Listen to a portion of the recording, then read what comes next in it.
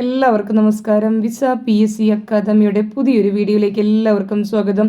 ഇന്നത്തെ വീഡിയോയിൽ നമ്മൾ നോക്കുന്നത് വളരെ പ്രധാനപ്പെട്ട PSC അടുത്ത് ചോദിച്ചുകൊണ്ടിരിക്കുന്ന വിഷയങ്ങളായ ഏഷ്യൻ ഗെയിംസ്, അതുപോലെ തന്നെ കേരളത്തിലെ സാമൂഹിക സുരക്ഷാ പദ്ധതികൾ, ഗഗൻയാൻ, ചന്ദ്രയാൻ, ആദിത്യ L1 തുടങ്ങിയ വളരെ പ്രധാനപ്പെട്ട ഹോട്ട് ടോപ്പിക്സുകളാണ്. ആദ്യം തന്നെ നമ്മൾ ഏഷ്യൻ ഗെയിംസിനെ കുറിച്ചാണ് നോക്കുന്നത്.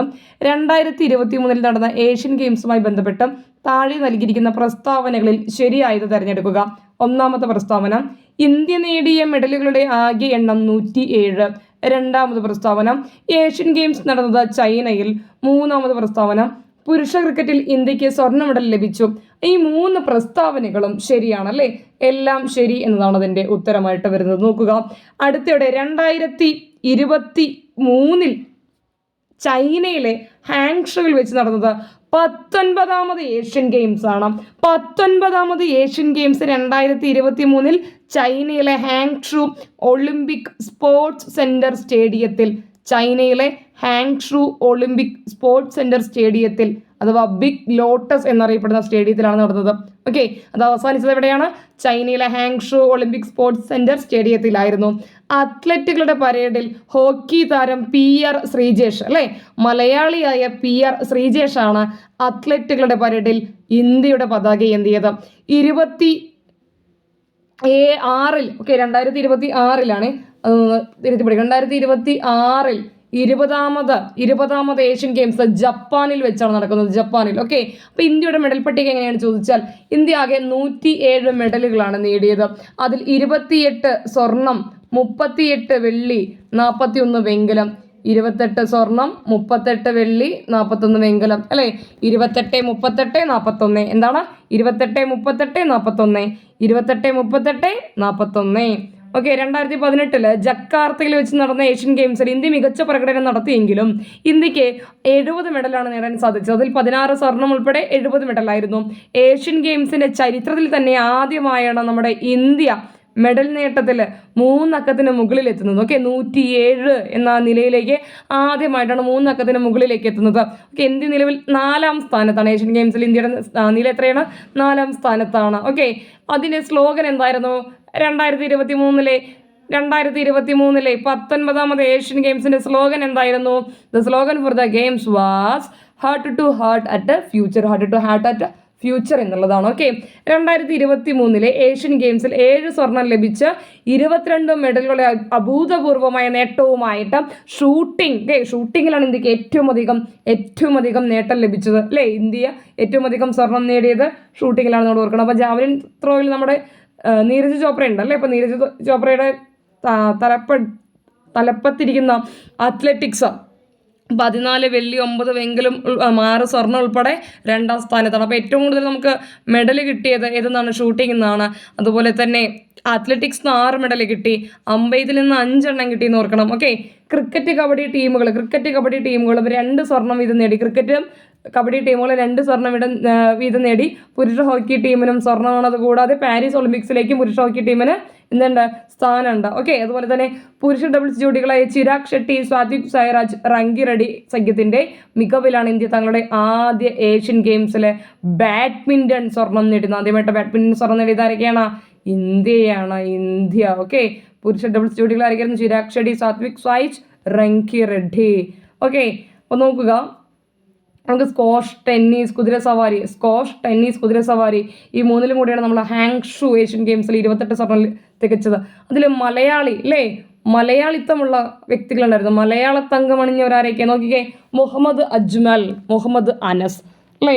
4x400 മീറ്റർ റിലേയിൽ ഏഷ്യൻ ഗെയിംസിൽ ഏറ്റവും ആവേശം നിറഞ്ഞ ഒരു ഇനം കൂടെയായിരുന്നു 4x400 മീറ്റർ റിലേ എന്ന് പറയുന്നത്. ഓക്കെ, അപ്പോൾ ഈ സ്വർണ്ണം അണിഞ്ഞ ടീമിൽ അംഗങ്ങളായിരുന്നു നമ്മുടെ മുഹമ്മദ് അനസും അതുപോലെ തന്നെ മുഹമ്മദ് അജ്മലും. ഓക്കെ, അമോജ് ജേക്കബ്, രാജേഷ് രമേശ് എന്നിവരായിരുന്നു ടീമിലെ മറ്റംഗങ്ങൾ. 3 മിനിറ്റും അല്ലേ 1.58 സെക്കൻഡും എടുത്തായിരുന്നു ടീം അന്ന് ഫിനിഷ് ചെയ്തത്. ഒന്നാം ഹിറ്റ്സിൽ 3 മിനിറ്റ് 3.81 സെക്കൻഡിലായിരുന്നു ടീം ഓട്ടം അവസാനിപ്പിച്ചത്. PR ശ്രീജേഷ് ഹോക്കി അല്ലേ, 2014 ശേഷം ഇന്ത്യയുടെ പുരുഷ ഹോക്കി ടീം സ്വർണ്ണത്തിലേക്ക് എത്തിയ ഒരു ഏഷ്യാഡ് കൂടെയായിരുന്നു അല്ലേ കഴിഞ്ഞു പോയത്. തോൽവി അറിയാതെ സമ്പൂർണ്ണ ആധിപത്യത്തിലായിരുന്നു നമ്മുടെ സ്വർണ്ണ നേട്ടം എന്ന് പറയുന്നത്. നമ്മുടെ ഗോൾ വല ഇത്തവണയും ആരാകാത്തത് മലയാളി തന്നെയാണ് അല്ലേ, PR ശ്രീജേഷ് തന്നെയായിരുന്നു. 7 കളികളിൽ നിന്ന് 9 തവണ മാത്രമാണ് ശ്രീജേഷിനെ മറികടക്കാൻ എതിരാളികൾക്ക് കഴിഞ്ഞത്. അപ്പോൾ 7 കളികളിൽ നിന്നും 9 തവണ മാത്രമാണ് നമ്മുടെ ശ്രീജേഷിനെ മറികടക്കാൻ എതിരാളിക്ക് കഴിഞ്ഞതെന്നാണ് പറയുന്നത്. ഓക്കെ, മിന്നുമണി അല്ലേ, നമ്മൾ ഒരുപാട് പഠിച്ചൊരു പേരാണ് മിന്നുമണി ക്രിക്കറ്റിൽ അല്ലേ. ഏഷ്യൻ ഗെയിംസിൽ ആദ്യമായി ക്രിക്കറ്റ് എത്തിയപ്പോൾ സ്വർണം ചൂടാൻ ഇന്ത്യൻ വനിതാ ടീമിനായി. 2023 ജൂലൈയിൽ 2020 അരങ്ങേറിയ മിന്നും ഏഷ്യൻ ഗെയിംസിനുള്ള വനിതാ ടീമിലേക്ക് തിരഞ്ഞെടുക്കപ്പെട്ടു. അപ്പോൾ മിന്നു ഏഷ്യൻ ഗെയിംസിലെ വനിതാ ടീമിലേക്ക് തിരഞ്ഞെടുക്കപ്പെട്ടത് 2023 ജൂലൈ 2020 അരങ്ങേറ്റത്തിലൂടെയായിരുന്നു. അപ്പോൾ ടൂർണമെൻറ്റിലുടനീളം ഒരു മത്സരത്തിലും മിന്നുവിന് അന്തിമ 11-ൽ എത്താൻ കഴിഞ്ഞിരുന്നില്ല എന്നാണ് പറയുന്നത്. ഫൈനലിൽ ശ്രീലങ്കയെ 19 റൺസിന് പരാജയപ്പെടുത്തിയായിരുന്നു വനിതാ ടീം. അപ്പോൾ നമ്മുടെ ഇന്ത്യൻ വനിതാ ടീം ആരെ പരാജയപ്പെടുത്തി? ശ്രീലങ്കയെ. ഓക്കെ, കേരളത്തിൽ നിന്ന് ആരൊക്കെയായിരുന്നു? മുഹമ്മദ് അഫ്സൽ, മുരളി ശ്രീശങ്കർ അല്ലേ. ശ്രീശങ്കർ മുരളി ഏതായിരുന്നു? മെൻസ് ലോങ് ജമ്പിലാണ്, അത് വെള്ളി മെഡലാണ് നേടിയത്. നമ്മുടെ മുഹമ്മദ് അഫ്സലും 800 മീറ്റർ ഓട്ടത്തിൽ എന്ത് നേടി? വെള്ളി മെഡൽ നേടി. ഓക്കെ, ആൻസി സോജൻ വളരെ പ്രധാനപ്പെട്ടതാണ്. ആൻസി സോജൻ വുമൻസ് ലോങ് ജമ്പിൽ സിൽവർ മെഡലാണ്. ജിൻസൺ ജോൺസൺ വളരെ പ്രധാനപ്പെട്ട മറ്റൊന്നാണ്. ജിൻസൺ ജോൺസൺ 1500 മീറ്റർ ഓട്ടത്തിൽ അല്ലേ ബ്രോൺസ് മെഡൽ നേടി. ബ്രോൺസ്. ഓക്കെ, HS പ്രണോയ് വളരെ പ്രധാനപ്പെട്ടത്. HS Prannoy men's singles badminton വളരെ പ്രധാനപ്പെട്ട ഒരു പേരാണ്. ആരാ? HS പ്രണോയ്. മെൻസ് സിംഗിൾ ബാഡ്മിൻ്റണിൽ ബ്രോൺസ് മെഡൽ വെങ്കല മെഡൽ നേടി. ഓക്കെ, അപ്പോൾ ഇന്ത്യ നോക്കിക്കേ ആർച്ചറിയിൽ ഓക്കെ കോമ്പൗണ്ട് വുമൻസ് ഇൻഡിവിജ്വലിൽ ഗോൾഡ് നേടിയിട്ടുണ്ട്. അതുപോലെ തന്നെ ജ്യോതി സുരേഖ, പേര് ഓർത്ത് വയ്ക്കണം, ജ്യോതി സുരേഖ. ഓജസ് പ്രവീൺ അമ്പയത്തിൽ കേട്ടോ. വുമൻസ് കബഡി ടീം ഇന്ത്യക്ക് ഗോൾഡാണ്. ബാഡ്മിൻ്റൺ മെൻസ് ഡബിൾസിൽ ആരൊക്കെയായിരുന്നു? ചിരാഗ് ഷെട്ടിയും സ്വാതിക് സായ്രാജ് റങ്കിറെഡ്ഡി. ഇവർ രണ്ടുപേരാണ്, ചിരാഗ് ഷെട്ടിയും സ്വാതിക് സായ്രാജ് റങ്കിറെഡ്ഡി. മെൻസ് കബഡിയിൽ ടീം ഇന്ത്യക്ക് ഗോൾഡാണ്. മെൻസ് ക്രിക്കറ്റിൽ, അപ്പോൾ ക്രിക്കറ്റിലും കബഡിയിലും വനിതാ കബഡിയിലും ഇന്ത്യക്ക് എന്താണ്? ഗോൾഡാണ്. ഓക്കെ, അപ്പോൾ അതുപോലെ തന്നെ നമ്മുടെ ശ്രീലങ്കയ്ക്കെതിരെ അല്ലേ വനിതാ ക്രിക്കറ്റ് ടീമും സ്വർണ്ണമാണ് നേടിയത്. വേദികൾ നോക്കിക്കേ, ആദ്യ ഏഷ്യൻ ഗെയിംസ് 1951 ന്യൂഡൽഹിയിലാണ് നടക്കുന്നത്.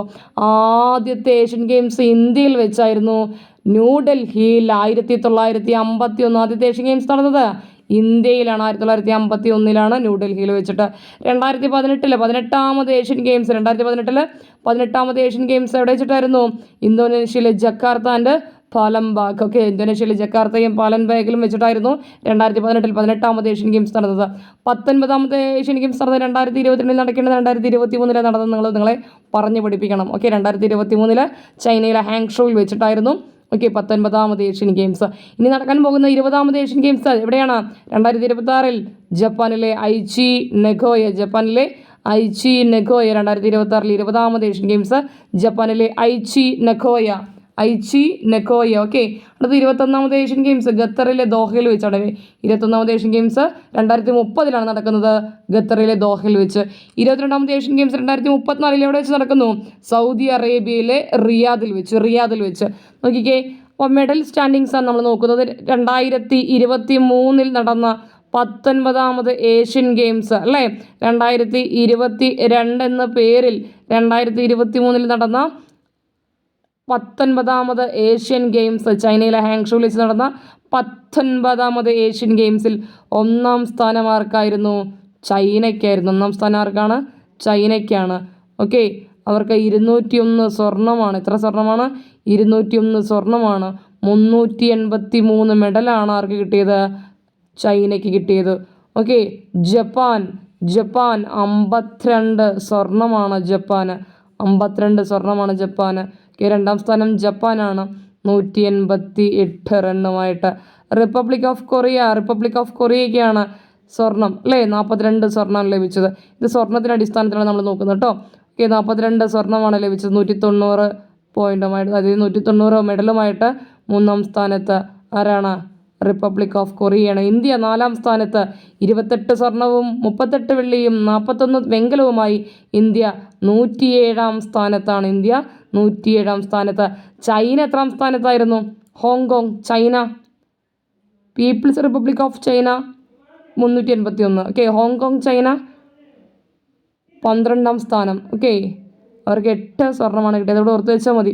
അപ്പോൾ നമ്മൾ പറഞ്ഞത് China, People's Republic of China 1-ാം സ്ഥാനം 383 പോയിന്റ്. 2-ാം സ്ഥാനം ജപ്പാൻ. 3-ാം സ്ഥാനം റിപ്പബ്ലിക് ഓഫ് കൊറിയ. 4-ാം സ്ഥാനം ഇന്ത്യ. ഇന്ത്യക്ക് 107 മെഡൽ. 28, 38, 41. 28, 38, 41. നോക്കിക്കേ, 28, 38, 41. ചൈനയിലെ ഹാങ്ഷോണ് വേദി. 45 രാജ്യങ്ങളാണ് പങ്കെടുത്തത്. ഏഷ്യയിൽ 1-ാം സ്ഥാനം അല്ലേ? ഏഷ്യയുടെ 1-ാം സ്ഥാനം ചൈന. ഇന്ത്യയുടെ സ്ഥാനം 4. കപ്പടിച്ചേ എന്ന് പറഞ്ഞ മനോരമ ന്യൂസിൽ എഴുതി കാണിച്ചൊരു വാക്ക് അല്ലേ? ഏതൊരു ഇന്ത്യക്കാരനെയും കുളിരണിയിപ്പിക്കുന്ന ഒരു വാർത്തയായിരുന്നു. ഏഷ്യൻ ഗെയിംസ് പുരുഷ ക്രിക്കറ്റിൽ ഇന്ത്യക്ക് സ്വർണം. അപ്പോൾ പുരുഷ ക്രിക്കറ്റിൽ ഇന്ത്യക്ക് സ്വർണം, വനിതാ ക്രിക്കറ്റിലും ഇന്ത്യക്ക് സ്വർണമായിരുന്നു അല്ലേ? അപ്പോൾ സ്വർണം എന്ന് പറയുമ്പോൾ മനസ്സിൽ എത്തേണ്ടത് അവരുടെ ക്യാപ്റ്റൻ ആരായിരുന്നു? ആരാണ്? ഋതുരാജ് ഗെയ്ക്വാദ്. ഓക്കെ, അപ്പോൾ 2022 ഏഷ്യൻ ഗെയിംസിൽ ഇന്ത്യക്ക് പുരുഷ ക്രിക്കറ്റിൽ സ്വർണം നേടിത്തരാൻ കപ്പിത്താനായി നിന്ന വ്യക്തിയാണ് ഋതുരാജ് ഗെയ്ക്വാദ്. വനിതാ ടീം സ്വർണം അല്ലേ? ക്യാപ്റ്റൻ ഹർമൻപ്രീത് കൗർ. നമ്മുടെ ഹർമൻപ്രീത് കൗർ ആയിരുന്നു വനിതാ ക്രിക്കറ്റ് ടീം ക്യാപ്റ്റൻ. സ്വർണം 2-ലും സ്വർണ്ണമാണ്. ക്രിക്കറ്റിലും സ്വർണ്ണമാണ്. ഓക്കെ, അതുപോലെ തന്നെ നമ്മുടെ കബഡിയിലും സ്വർണ്ണമാണ്, ഹോക്കിയിലും സ്വർണ്ണമാണ്. എല്ലാം ഓർത്ത് വയ്ക്കണേ. Okay, Chak De India. Asian games പുരുഷ ഹോക്കിയിൽ ഇന്ത്യക്ക് സ്വർണം നേട്ടത്തോടെ പാരീസ് ഒളിമ്പിക്സ് യോഗ്യതയും സ്വന്തമാക്കിയപ്പോൾ നമ്മുടെ പുരുഷ ഹോക്കിയിൽ ഇന്ത്യക്ക് എന്താണ്? സ്വർണമാണ് പുരുഷ ഹോക്കി. അപ്പോൾ ലോകകപ്പ് വേൾഡ് കപ്പിൽ, ഹോക്കി വേൾഡ് കപ്പിൽ നോക്കിക്കേ, ഹോക്കി വേൾഡ് കപ്പ് വേദി ഒഡീഷയാണ്. നമ്മുടെ ഇന്ത്യൻ ടീം നായകൻ ഹർമൻപ്രീത് സിംഗ് ആണ്.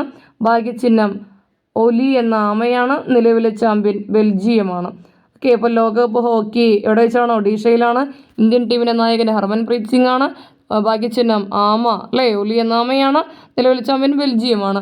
അപ്പോൾ 2024 പാരീസ് ഒളിമ്പിക്സ് നടക്കുകയാണ് അല്ലേ?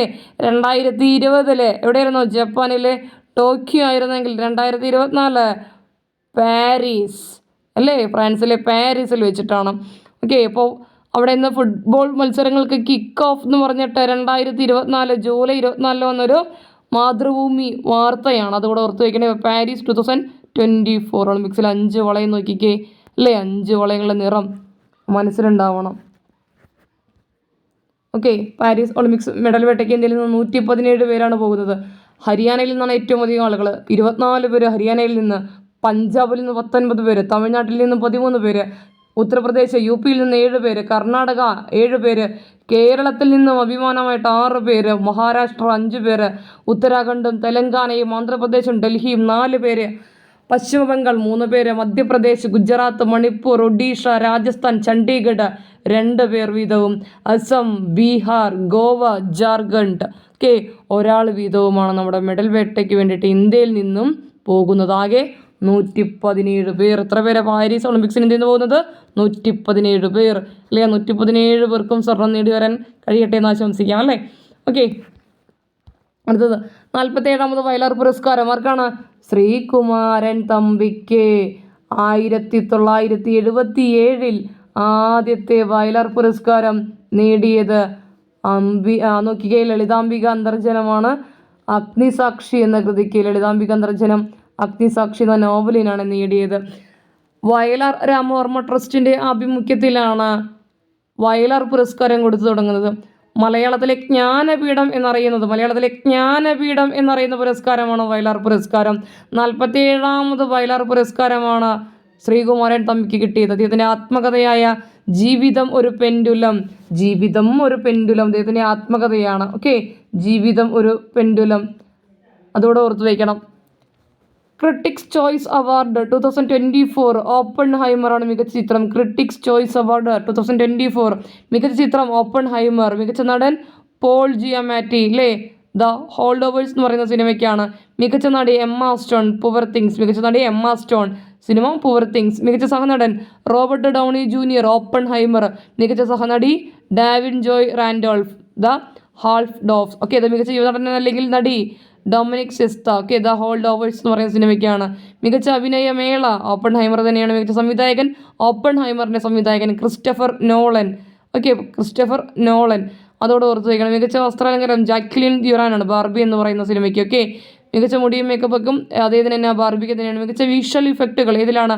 ഓപ്പൺഹൈമറിൽ. ഇതാണ് ഓപ്പൺഹൈമർ. മികച്ച സ്കോർ ആരാണ്? ലുഡ്വിഗ് ഗോറൻസൺ ആണ്. മികച്ച സ്കോർ ലുഡ്വിഗ് ഗോറൻസൺ, ഓപ്പൺഹൈമർ. മികച്ച ഗാനം I am just Ken. Okay, I am just Ken, Barbie. Okay, മികച്ച വിദേശ ഭാഷാ ചിത്രം അനാട്ടമി ഓഫ് എ ഹാൾ. മികച്ച വിദേശ ഭാഷാ ചിത്രം Anatomy of a Fall. Okay, മികച്ച animated feature Spiderman Across the Spider Worlds. Spiderman Across the Spider Worlds എന്ന സിനിമയാണ് മികച്ച ആനിമേറ്റഡ് ഫീച്ചറായിട്ട് മാറിയത്. മികച്ച കോമഡി ആണെങ്കിൽ ഏതാ? അത് ബാർബി തന്നെയാണ്. മികച്ച വിഷ്വൽ ഇഫക്റ്റുകൾ ഓപ്പൺഹൈമറിൻ്റെ ഏതാണ്? ഓപ്പൺഹൈമർ. മികച്ച എഡിറ്റിംഗ് ജെന്നിഫർ ലേം. ഏതാണ്? ഓപ്പൺഹൈമർ. ജെന്നിഫർ ലേം ആണ് മികച്ച എഡിറ്റിംഗ്. ഓപ്പൺഹൈമർ. സംവിധായകൻ ആരാ? ഓപ്പൺഹൈമറിൻ്റെ ക്രിസ്റ്റഫർ നോളൻ ആണ്. Okay, Christopher Nolan. ഓക്കെ, മികച്ച ചിത്രം ഓപ്പൺഹൈമറാണ്. മികച്ച നടൻ ക്രിട്ടിക്സ് ചോയ്സ് അവാർഡ് 2024 മികച്ച നടൻ പോൾ ജിയാമറ്റി. മികച്ച നടി എമ്മ സ്റ്റോൺ. എമ്മ സ്റ്റോൺ തന്നെയാണ് ഏതിലുള്ളതെന്ന് ഓർക്കണം, വളരെ പ്രധാനപ്പെട്ടതാണ്. പൂവർ തിങ്സ് ഇന്നലെ നടിയാണ് എമ്മ സ്റ്റോൺ. ഓക്കെ, വനിതാ തൊഴിലിടങ്ങളെക്കുറിച്ച് അറിവ് പകർന്നു സാമ്പത്തിക നൊബേൽ പ്രൈസ് ക്ലോഡിയോ ഗോൾഡിന്. ഓക്കെ, ഇപ്പോൾ ക്ലോഡിയ ഗോൾഡിനാണ് നോബൽ അല്ലേ. സാമ്പത്തികം എന്ന് പറയുമ്പോൾ ഓർത്താൽ മതി, ഗോൾഡ് അല്ലേ. സാമ്പത്തികമായിട്ട് നല്ല പൊസിഷനിലാണ് ഇപ്പോൾ ആരാ? ഗോൾഡ് അല്ലേ, വനിത. അപ്പം നമുക്ക് സ്വർണം വാങ്ങണമെങ്കിൽ നമുക്കല്ലേ സാമ്പത്തികം വേണ്ടേ? സാമ്പത്തികം വേണമെങ്കിൽ നമ്മൾ വനിതകൾ എന്ത് ചെയ്യണം? തൊഴിലെടുക്കണ്ടേ? അപ്പോൾ ഗോൾഡ് വാങ്ങാൻ വേണ്ടിയിട്ട് സമ്പത്തിന് വേണ്ടി എന്ത് ചെയ്തു? വനിതാ തൊഴിലിടങ്ങളിലേക്ക് പോയ വ്യക്തിയായിരുന്നു ആരാ? പുരസ്കാര ജേതാവ്. ഓക്കെ, അപ്പോൾ ഗോൾഡ് എന്ന പേര് ഓർത്ത് വയ്ക്കുമ്പോൾ കിട്ടണം. സാമ്പത്തികത്തിനാണെങ്കിൽ ക്ലോഡിയ ഗോൾഡിനാണ്. അവരെന്തിനാണ് സാമ്പത്തികത്തിന് ഗോൾഡ് തേടിപ്പോയത്? വനിതാ തൊഴിലിടങ്ങളെക്കുറിച്ചൊക്കെ പഠിക്കാൻ വേണ്ടിയിട്ട്. ഓക്കെ, അടുത്തത് ഇവിടം ഇനി ഉറങ്ങില്ല. സംസ്ഥാനത്തെ ആദ്യത്തെ നൈറ്റ് ലൈഫ് കേന്ദ്രം ഏതാണ്? തിരുവനന്തപുരത്തെ മാനവീയം വീഥി അല്ലേ. മാനവീയം വീഥിയാണ് ആദ്യത്തെ നൈറ്റ് ലൈഫ് കേന്ദ്രം. ഓക്കെ, വളരെ പ്രധാനപ്പെട്ട മറ്റൊരു ചോദ്യമാണ്. ഓണം പരാമർശിക്കുന്ന ഒരു സംഘം കാലഘട്ടത്തിലെ കൃതി ഏത് എന്നാണ്. അപ്പോൾ ഏത് സംഘകാല കൃതിയിലാണ് ഓണത്തെക്കുറിച്ച് പരാമർശിക്കുന്നത്? ഓപ്ഷൻ സി മധുരൈ കാഞ്ചി. നോക്കിക്കേ, ചിലപ്പതികാരം ഉണ്ടല്ലോ ഓപ്ഷനിൽ. ചിലപ്പതികാരം രചിച്ചതാരാ? ഇളങ്കോവടികളാണ് അല്ലേ. ചിലപ്പതികാരം തമിഴ് ഇലിയഡ് എന്നറിയപ്പെടുന്ന ഒരു കൃതിയാണ്. അതെല്ലാവർക്കും അറിയാലോ. തമിഴ് ഇലിയഡ് എന്നറിയപ്പെടുന്ന ഏതാണ്? ചിലപ്പതികാരമാണ്. ചിലപ്പതികാരം സംഘകാല കൃതികളിലെ ജൈനമത കാവ്യമാണ്. അപ്പോൾ ജൈനമതവുമായി ബന്ധപ്പെട്ടതാണ് ഏത്? ചിലപ്പതികാരം. ജൈനമതവുമായി ബന്ധപ്പെട്ടതാണ്. ഓക്കെ, ജൈനമതം വളരെ വളരെ പ്രധാനപ്പെട്ടതാണ്. ചിലപ്പതികാരം ജൈനമതവുമായി ബന്ധപ്പെട്ടതാണ്. തമിഴ് ഇലിയഡ് എന്നറിയപ്പെടുന്ന ചിലപ്പതികാരമാണ്. ഇളങ്കോവടികളാണ് അത് രചിച്ചത്. ഓണത്തെക്കുറിച്ച് പരാമർശിക്കുന്ന സംഘകാല കൃതി ഏതാണ്? മധുരൈ കാഞ്ചിയാണ്. സംഘകാലം എന്ന് പറഞ്ഞാൽ തന്നെ എന്താ? സംഘം എന്നത് പണ്ഡിത സദസ്സുകളായിരുന്നു. ഓക്കെ, സംഘം എന്ന് പറഞ്ഞാൽ എന്താണ്? പണ്ഡിത സദസ്സുകളാണ്. സംഘം എന്ന വാക്കിന് സംസ്കൃതത്തിൽ കൂട്ടം എന്നാണ് പറയുക. സംഘം, ഗണം, ഗോത്രം അല്ലേ. അതുപോലെ തന്നെ പുടം, നമ്മൾ പല്ലവ പുടമൊക്കെ പഠിച്ചതല്ലേ. പുടം, പുഞ്ചം എല്ലാം എന്താണ്? കൂട്ടമാണ്. ആവലി, നിര, ശ്രേണി എല്ലാം എന്താണ്? കൂട്ടമാണ്. നിര, ശ്രേണി, പുടം, പടല എല്ലാം എന്താണ്? കൂട്ടം എന്ന അർത്ഥത്തിൽ വരുന്നതാണ്. അപ്പോൾ സംഘം എന്ന വാക്കിലെ സംസ്കൃതത്തിൽ കൂട്ടം എന്നാണ് അർത്ഥം. ദക്ഷിണേന്ത്യ മുഴുവൻ വ്യാപിച്ചിരുന്ന ഈ സംസ്കാരം തമിഴകം എന്നറിയപ്പെട്ടു. അപ്പോൾ ദക്ഷിണേന്ത്യ മുഴുവൻ ഉണ്ടായിരുന്ന ഈ പണ്ഡിത സദസ്സ് അല്ലേ, അല്ലെങ്കിൽ ഈ സംസ്കാരം തമിഴകം എന്നാണ് അറിയപ്പെട്ടത്. സംഘകാലത്തെ പ്രധാനമായിട്ട് മൂന്നായി നമുക്ക് തരംതിരിക്കാം എന്നാണ് പറയുന്നത്. ഒന്നാം സംഘം ആരായിരുന്നു? അധ്യക്ഷൻ അഗസ്ത്യമുനി. ഒന്നാം സംഘത്തിൻ്റെ അധ്യക്ഷൻ അഗസ്ത്യമുനിയായിരുന്നു. സംഘകാലത്തെ പ്രധാനപ്പെട്ട ആരാധനമൂർത്തി മുരുകനായിരുന്നു. ആ സംഘകാലത്തെ പ്രോത്സാഹിപ്പിച്ച രാജവംശം പാണ്ഡ്യ രാജവംശമാണ്. പാണ്ഡ്യ രാജവംശം. അവരുടെ യുദ്ധദേവത കൊറ്റവയായിരുന്നു. കൊറ്റവേ. ഓക്കെ, കൊറ്റവേ അവരുടെ ദേവതയായിരുന്നു. യുദ്ധദേവത കൊറ്റവേ. ഓക്കെ, അത് വളരെ പ്രധാനപ്പെട്ട ഒരു പോയിൻ്റാണ്. അപ്പോൾ ഒന്നാമത്തെ എന്ന് നമ്മൾ പറഞ്ഞത് ഏതാണ്? ഒന്നാമത്തെ കാലത്തിൽ സംഘകാല കൃതികളിൽ വളരെ പ്രധാനപ്പെട്ടത് അഗസ്ത്യമുനിയായിരുന്നു അതിൻ്റെ അധ്യക്ഷൻ. ഒന്നാം സംഘത്തിൻ്റെ അധ്യക്ഷൻ അഗസ്ത്യമുനിയായിരുന്നു. സംഘകാലത്തെ പ്രധാന ആരാധനാമൂർത്തി മുരുകനായിരുന്നു. സംഘകാലത്തെ പ്രോത്സാഹിപ്പിച്ച രാജവംശം പാണ്ഡ്യ രാജവംശമായിരുന്നു. അവരുടെ യുദ്ധദേവത കൊറ്റവയായിരുന്നു. സംഘകാലത്തെ പ്രധാനപ്പെട്ട കൃതികൾ നോക്കുകയാണെന്നുണ്ടെങ്കിൽ തമിഴ് ബൈബിൾ എന്നറിയപ്പെടുന്നത് തിരുക്കുറലാണ് അല്ലേ. കണ്ണകിയുടെയും കോവലൻ്റെയും കഥ പറഞ്ഞ സംഘകാല കൃതി ഏതാണ്? അതെല്ലാവർക്കും അറിയാം, ചിലപ്പതികാരമാണ്. ജൈനമതവുമായി ബന്ധപ്പെട്ടതാണ് അല്ലേ. കണ്ണകിയുടെയും കോവലൻ്റെയും കഥ പറഞ്ഞ സംഘകാല കൃതി ചിലപ്പതികാരം. ജൈനമതവുമായി ബന്ധപ്പെട്ട് ചോദിച്ചാൽ ചിലപ്പതികാരം. തമിഴ് ഇലിയഡ് എന്നറിയപ്പെടുന്നത് ചിലപ്പതികാരമാണ്.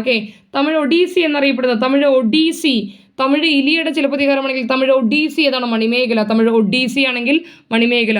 മണി ഓടി എന്ന് ഓർത്താൽ മതി. ഒഡീസി ആണെന്നുണ്ടെങ്കിൽ തമിഴ് ഒഡീസി ആണെങ്കിൽ മണിമേഖല. ഓണത്തെക്കുറിച്ച് വിവരിക്കുന്ന സംഘകാല കൃതി ഏതാണ്? മധുരൈ കാഞ്ചി. ഓണത്തെക്കുറിച്ചാണെങ്കിൽ മധുരൈ കാഞ്ചി. സംഘകാലത്തെ പ്രധാനപ്പെട്ട കവയിത്രി യാവള്ളിത്രി അല്ലേ. സംഘകാലത്തെ പ്രധാനപ്പെട്ട കവയിത്രി ഔവയ്യാറാണ്. സംഘകാലത്തെ പ്രധാന കവയിത്രി ഔവയ്യാറാണ്. പ്രധാന കൃതികൾ നോക്കിക്കേ. തോൽക്കാപ്പിയം തമിഴിലെ ആദ്യത്തെ വ്യാകരണ ഗ്രന്ഥമാണ് തോൽക്കാപ്പിയാർ. അത് എഴുതിയതാരാണ്? തോൽക്കാപ്പിയാറാണ് ആദ്യത്തെ സംസ്കൃത വ്യാകരണ ഗ്രന്ഥം. നമുക്ക് എല്ലാവർക്കും അറിയാം, പാണിനിയാണ് അത് എഴുതിയത്. പാണിനിയാണ്. വ്യാകരണ ഗ്രന്ഥം അറിയപ്പെട്ടത് പാണിനീയം എന്നായിരുന്നു. പാണിനി എഴുതിയ പുസ്തകം പാണിനീയം. അതുപോലെ ഇവിടെ എഴുതിയ വ്യക്തി തോൽക്കാപ്പിയറാണ്. അതുകൊണ്ട് തന്നെ അദ്ദേഹത്തിൻ്റെ പുസ്തകം തോൽക്കാപ്പിയം എന്നറിയപ്പെട്ടു. മലയാളത്തിൽ അതുപോലെ വ്യാകരണ ഗ്രന്ഥം എഴുതിയ വ്യക്തി ആരായിരുന്നു? AR രാജരാജവർമ്മയാണ്. സംസ്കൃതത്തിൽ എഴുതിയത് പാണിനിയാണെങ്കിൽ മലയാളത്തിൽ എഴുതിയത് ആരായി? കേരള പാണിനി. അവിടെ കേരള പാണിനീയം എന്ന പേര് വരാൻ കാരണം നിങ്ങൾക്ക് മനസ്സിലായിട്ടുണ്ടാവല്ലോ. സംസ്കൃതത്തിലെ ആദ്യത്തെ വ്യാകരണ ഗ്രന്ഥമായ പാണിനീയം എഴുതിയത് പാണിനിയാണ്. അതുപോലെ മലയാളത്തിലെ ആദ്യത്തെ വ്യാകരണ ഗ്രന്ഥമായ കേരള പാണിനീയം എഴുതിയത്, ഇവിടെ വ്യാകരണ ഗ്രന്ഥം എന്ന് പറയുന്ന എല്ലാ അർത്ഥത്തിലും കേരള പാണിനീയം എഴുതിയതാരാണ്? AR രാജരാജവർമ്മയാണ്. നിങ്ങൾ ശ്രദ്ധിക്കണം, ഇവിടെ ഞാൻ ഈ 2 കേസിലാണ് പറഞ്ഞത്. അതുപോലെ ഒരു വ്യാകരണ ഗ്രന്ഥം അതുപോലൊരു വ്യാകരണ ഗ്രന്ഥം എഴുതിയതാരാണ്? AR രാജരാജവർമ്മയാണ്. തിരുക്കുറൽ ആരാണ് എഴുതിയത്? തിരുവള്ളുവർ എഴുതിയതാണ് തിരുക്കുറൽ. മധുരൈ കാഞ്ചി ആരാണോ ഓണത്തെക്കുറിച്ച് പരാമർശിക്കുന്ന മധുരൈ കാഞ്ചി എഴുതിയത്? മാങ്കുടി മരുതൻ. നെടുനൽവടേ ആരാണ്? നക്കീരൻ എഴുതിയതാണ് നക്കീരൻ. അപ്പോൾ തോൽക്കാപ്പിയർ എഴുതിയ തോൽക്കാപ്പിയം, തിരുവള്ളുവർ എഴുതിയ തിരുക്കുറൽ, ആ തിരുക്കുറലാണ് തമിഴ് ബൈബിൾ കേട്ടോ. മാങ്കുടി മരുതൻ എഴുതിയ മധുരൈ കാഞ്ചി, നക്കീരൻ എഴുതിയ നെൽവടേ നടുനെൽവടേ. അടുത്തത് കുറിഞ്ചിപ്പാട്ട് എഴുതിയതാരാണ്? കപിലനാണ് കുറിഞ്ചിപ്പാട്ട്. ഇളങ്കവടികളാണ് ചിലപ്പതികാരം. സാത്തനാറാണ് ഇത് എഴുതിയത്? മണിമേഖലൈ.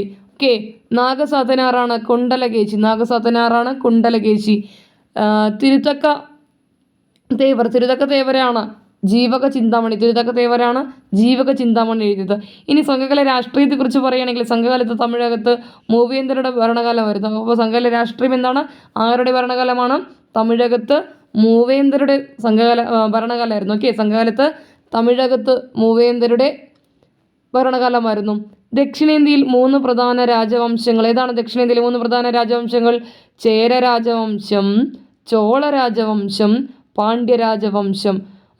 അപ്പോൾ സംഘകാലത്ത് 3 തരം രാജവംശമായിരുന്നു ഭരണം നടത്തിയത്. 3 രാജവംശത്തെയും നമ്മളെ മൂവേന്ദർ എന്ന് വിളിക്കും. ആരൊക്കെയാണ് മൂവേന്ദർ? ചേര, ചോള, പാണ്ഡ്യ രാജവംശമാണ് മൂവേന്ദർ. പതിറ്റുപത്ത് എന്താണ്? പതിറ്റുപത്തിനൊരു പ്രാധാന്യം. കേരളത്തെക്കുറിച്ച് പരാമർശമുള്ള സംഘകാല കൃതിയാണ്.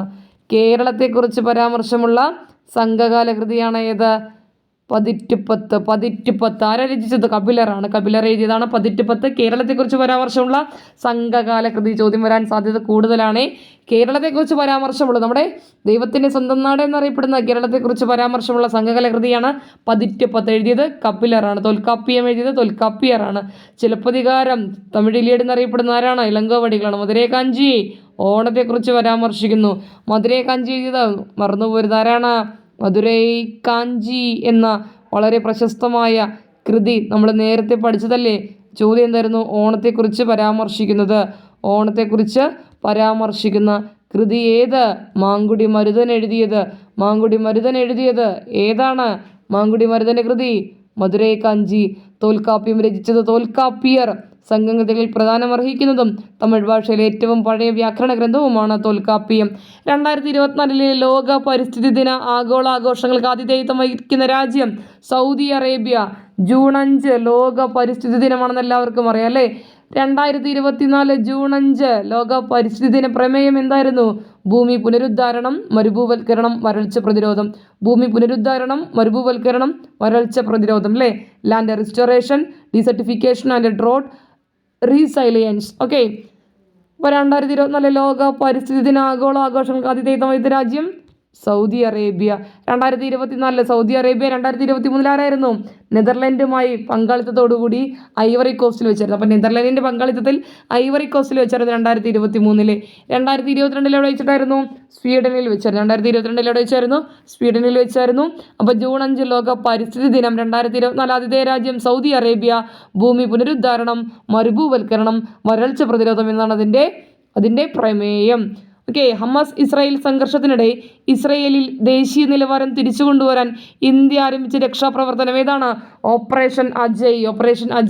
ഓപ്പറേഷൻ ഗംഗ ഉക്രൈനിലെ രക്ഷാപ്രവർത്തനമാണ്. ഓപ്പറേഷൻ ദേവിശക്തി അഫ്ഗാനിസ്ഥാനിലെ രക്ഷാപ്രവർത്തനമാണ്. തുർക്കിയിലും സിറിയയിലും നടന്ന രക്ഷാപ്രവർത്തനം അറിയപ്പെട്ട പേര് ഓപ്പറേഷൻ ദോസ്ത് അല്ലേ. തുർക്കിയിലും സിറിയയിലും ഓപ്പറേഷൻ ദോസ്ത്. സുഡാൻ കാവേരിയാണ്. ഓക്കെ, മ്യാൻമറിൽ നടന്നത് ഓപ്പറേഷൻ കരുണ. ഓപ്പറേഷൻ കാവേരി സുഡാനുമായി ബന്ധപ്പെട്ട് വരുമ്പോൾ ഓപ്പറേഷൻ കരുണ മ്യാൻമറുമായി ബന്ധപ്പെട്ടതാണ്. ഓപ്പറേഷൻ അജയ് നമ്മൾ പറഞ്ഞു, ഇസ്രായേൽ സംഘർഷത്തിനിടെ ഇസ്രായേലിൽ ദേശീയ നിലവാരം തിരിച്ചു കൊണ്ടുവരാൻ വേണ്ടി ഇന്ത്യ ആരംഭിച്ച രക്ഷാപ്രവർത്തനമാണ് ഓപ്പറേഷൻ അജയ്. ഓക്കെ, മനുഷ്യജീനം പദ്ധതിയിലൂടെ കണ്ടെത്തിയ ഏറ്റവും വലിയ ജീൻ ഏതാണ്? ഡിസ്ട്രോഫിൻ. എന്താണ് നോക്കുക. ഹ്യൂമൻ ജീനോം പ്രൊജക്റ്റ് എന്ന് പറഞ്ഞാൽ 1990-കളിലാണ് അത് ആരംഭിക്കുന്നത്. 2003 അത് അവസാനിച്ചത്. അപ്പോൾ 1990 ആരംഭിക്കുകയും 2003 അവസാനിക്കുകയും ചെയ്തൊരു പ്രൊജക്റ്റാണ് ഹ്യൂമൻ ജീനോം പ്രൊജക്റ്റ്. ആരംഭിച്ചത് 1990, അവസാനിച്ചത് 2003. To discover all the estimated 20,000 to 25,000 human genes and make them accessible for further biological study.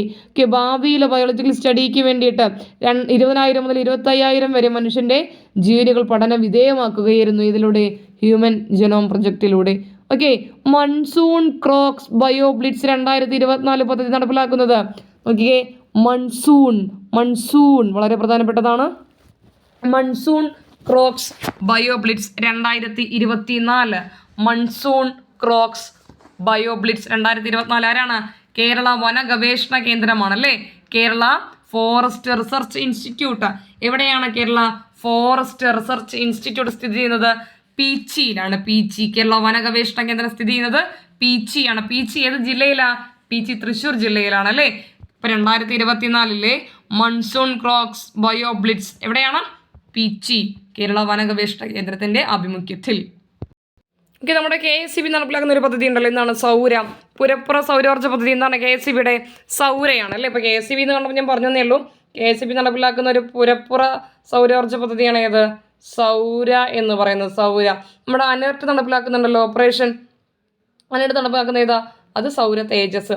ANERT എന്ന് പറഞ്ഞാൽ സൗര തേജസ്. അവരിന്ന് നടപ്പിലാക്കുന്നത് നമ്മുടെ ഗാർഹിക ഉപഭോക്താക്കൾക്ക് വേണ്ടിയിട്ട് സോളാർ പ്ലാന്റ് സ്ഥാപിക്കാനുള്ള പദ്ധതിയാണ് ഇത്, സൗര തേജസ്. ഈ സൗര എന്താ? പുരപ്പുറ സൗരോർജ്ജ പദ്ധതി KSEB. സൗര തേജസ് ആരാണ്? അനർട്ട്, ANERT. അനർട്ടാണ് സൗര തേജസ്. സൗര KSEB ആണ്. ഞാനത് ഓപ്ഷനിൽ കണ്ടപ്പോൾ പറഞ്ഞു എന്നേ ഉള്ളൂ. അതൊരു വെറുതെ ഒന്ന് പറഞ്ഞു പോയതാണ്. ഓക്കെ, നമ്മുടെ നോർക്ക RP ഫൗണ്ടേഷൻ വഴി ഒരു ധനസഹായം ലഭ്യമാക്കുന്നുണ്ടല്ലോ. അതായതാണ് പ്രവാസി തണൽ അല്ലേ. അതായത് കോവിഡ് ബാധിച്ച വിദേശത്ത് വെച്ചിട്ടോ അല്ലെങ്കിൽ സ്വദേശത്ത് വെച്ചിട്ടോ ഒക്കെ മരണമടഞ്ഞ പ്രവാസികൾക്ക് മടങ്ങി എത്തിയാലും ഇപ്പോൾ വിദേശ മലയാളികളടക്കം ഒരുപാട് പേരുണ്ടാവും അല്ലേ. അവരുടെയൊക്കെ പെൺമക്കൾക്ക് സാമ്പത്തിക സഹായം നൽകുന്ന പദ്ധതി ഒന്നുകൂടെ ഓർത്തു വയ്ക്കണം.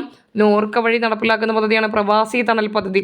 കോവിഡ് ബാധിച്ച് വിദേശത്തോ സ്വദേശത്തോ വെച്ച് മരണമടഞ്ഞ പ്രവാസി മലയാളികളുടെയും മടങ്ങിയെത്തിയ വിദേശ മലയാളികളുടെയും അവിവാഹിതരായ പെൺമക്കൾക്ക് സാമ്പത്തിക സഹായം നൽകുന്ന പദ്ധതിയാണ് ഏത്?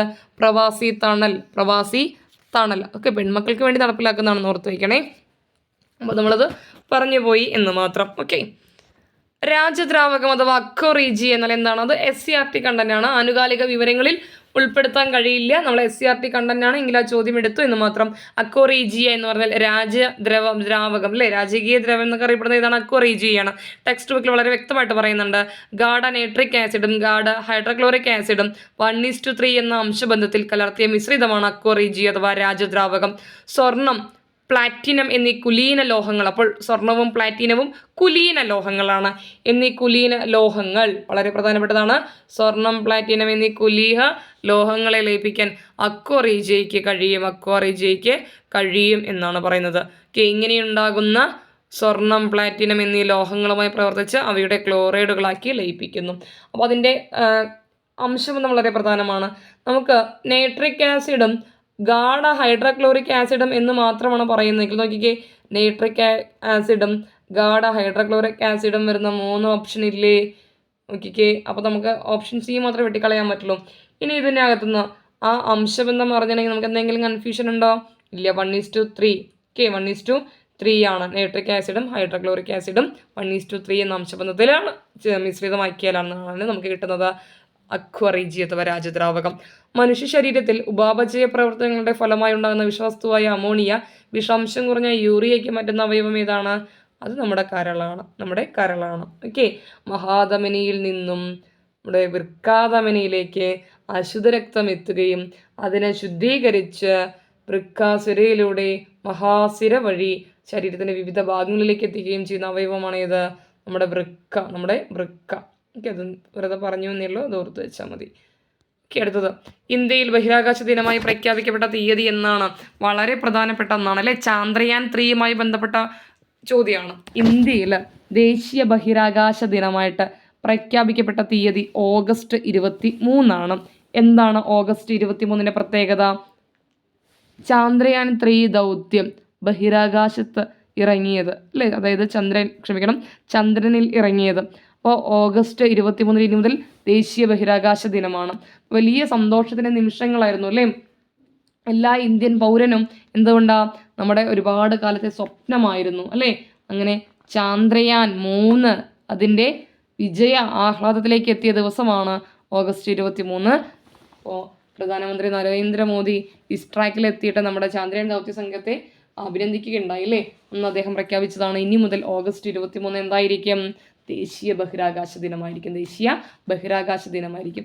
അപ്പോൾ നമുക്ക് ചാന്ദ്രയാൻ 3യെക്കുറിച്ച് കുറച്ചധികം കാര്യങ്ങൾ നോക്കണ്ടേ? നമ്മുടെ ISROയുടെ 3ാമത്തെ ചാന്ദ്രദൗത്യം, എത്രാമത്തെ? 3ാമത്തെ ചാന്ദ്രദൗത്യമാണ് ചാന്ദ്രയാൻ 3 എന്ന് പറയുന്നത്. ചന്ദ്ര ഉപരിതലത്തിൽ സുരക്ഷിതമായി ലാൻഡ് ചെയ്യുന്നതിനും ചുറ്റിക്കറങ്ങുന്നതിനുമായിട്ട് നിർമ്മിച്ച ചന്ദ്രയാൻ 2ൻ്റെ ഒരു തുടർ ദൗത്യമാണ് ശരിക്കും എന്ത്? ചന്ദ്രയാൻ 3. ഇതിൽ നോക്കി, ഈ ജൂലൈ 14 ഒരു തീയതി കൊടുത്തിട്ടുണ്ട് അല്ലേ. 2023 ജൂലൈ 14 കൃത്യം പറഞ്ഞാൽ 2:35 അല്ലേ, 2:35 എന്ന് പറയുന്നൊരു സമയത്താണ് ഇന്ത്യയിൽ നിന്നും അത് പുറപ്പെടുന്നത്. ഓക്കെ. വിക്ഷേപണ വാഹനം LMVM. Okay, LVM-3M4. അതിൻ്റെ അർത്ഥം ഇത്രയേ ഉള്ളൂ പിള്ളേരെ, ലോഞ്ച് വെഹിക്കിൾ മാർക്ക് 3. എന്താണ്? Launch vehicle mark 3 M4. അപ്പോൾ വിക്ഷേപണ വാഹനം LVM-3M4, launch vehicle mark 3 M4. എവിടെ നിന്ന് വിക്ഷേപിച്ചേ? സതീഷ് ധവാൻ സ്പേസ് സെൻറ്റർ അല്ലേ. സതീഷ് ധവാൻ സ്പേസ് സെൻറ്ററിൽ നിന്നാണ് വിക്ഷേപിച്ചത്. എവിടെയാണ് സതീഷ് ധവാൻ സ്പേസ് സെൻറ്റർ? ശ്രീഹരിക്കോട്ട അല്ലേ. ശ്രീഹരിക്കോട്ട എവിടെയാണെന്ന് ഒന്ന് കമൻറ്റ് ബോക്സിൽ ഇടണേ. ഓക്കെ. എന്തായിരുന്നു നമ്മുടെ ചന്ദ്രയാൻ 3 ദൗത്യ ലക്ഷ്യം എന്നറിയാമോ? നമ്മുടെ ചന്ദ്രൻ്റെ ഉപരിതലത്തിൽ സുരക്ഷിതമായിട്ട് സോഫ്റ്റ് ലാൻഡിങ് സാധ്യമാക്കുക. എന്തായിരുന്നു? Soft landing. ആ വാക്കിന് വലിയ പ്രാധാന്യമുണ്ട്. എന്ത് ലാൻഡിങ് ആണ്? Soft landing. അപ്പം ചന്ദ്ര ഉപരിതലത്തിൽ സോഫ്റ്റ് ലാൻഡിങ് നടത്തുക എന്നതായിരുന്നു പ്രധാന ലക്ഷ്യം. Soft landing. ഓക്കെ. ചന്ദ്രനിൽ റോവർ ചലിപ്പിക്കണം. പിന്നെയോ ലാൻഡ് ചെയ്യുന്ന സ്ഥലത്ത് വിവിധ ശാസ്ത്ര പരീക്ഷണം നടത്തണം. ഈ 3 ലക്ഷ്യങ്ങളുമായിട്ടാണ് നമ്മുടെ 3ാമത് ചന്ദ്രദൗത്യമായ ചന്ദ്രയാൻ 3 പറന്നുപോയത്. ഓക്കെ. അത് എന്നാണ് അതിൻ്റെ ഉപരിതലത്തിൽ ഇറങ്ങിയത്? നോക്കിക്കേ, 2023 ഓഗസ്റ്റ് 23-നാണ്. 2023 ഓഗസ്റ്റ് 23-നാണ്. അപ്പോൾ നോക്കണം, നിങ്ങൾ കൺഫ്യൂഷൻ ആക്കാനാണ് ജൂലൈ 14. ജൂലൈ 14 വിക്ഷേപിച്ചു. ജൂലൈ 14 വിക്ഷേപണം. അത് എത്തിയത് ഓഗസ്റ്റ് 23-നാണ്. അത് എത്തിയത് എന്നാണ്? ഓഗസ്റ്റ് 23-നാണ്. 2023 ഓഗസ്റ്റ് 23-നാണ് അത് എത്തിയത്. ചന്ദ്രൻ്റെ ദക്ഷിണ ധ്രുവത്തിലെ 2 പോയിന്റുകൾ നമ്മൾ പഠിച്ചു വയ്ക്കണം. ഏതൊക്കെ പോയിന്റുകളാ? മാൻസിനസ്. എന്താണ്? മാൻസിനസ് സി. ഓക്കെ, മാൻസിനസ് സി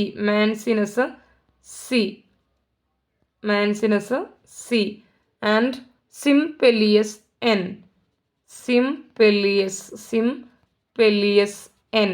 മാൻസിനസ് സിയും സിംപലിയസ് എന്നുമാണ്. ഓക്കെ, അതോടെ ഓർത്ത് വയ്ക്കണം. മാൻസിലിയസ് സിക്കും അതുപോലെ തന്നെ സിംപലിയസ് എന്നിനും ഇടയിലുള്ള ഒരു സമതലം. ഇത് രണ്ടും ഗർത്തങ്ങളാണ്. അപ്പം ചന്ദ്രൻ്റെ ദക്ഷിണ ധ്രുവത്തിലെ ഗർത്തങ്ങൾ ചോദിച്ചാൽ നിങ്ങൾ എന്ത് പറഞ്ഞു കൊടുക്കണം? ചന്ദ്രൻ്റെ ഉപരിതലത്തിലെ 2 ഗർത്തങ്ങളാണ് ശരിക്കാര് മാൻസിനസ് സി. എന്താണ്? മാൻസിനസ് സിയും Simpelius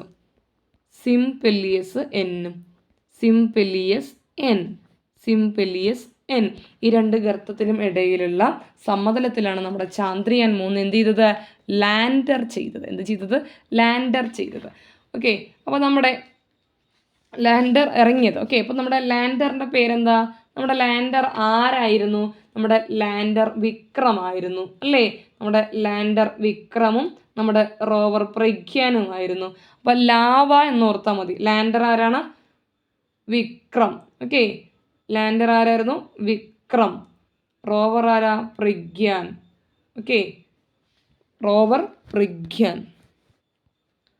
lander Vikram, rover Pragyan.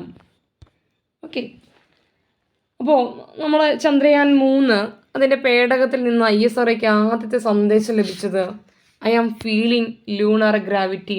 ഞാൻ ചന്ദ്രൻ്റെ ഗുരുത്വാകർഷണം അനുഭവിക്കുന്നു എന്നുള്ളതാണ് അല്ലേ?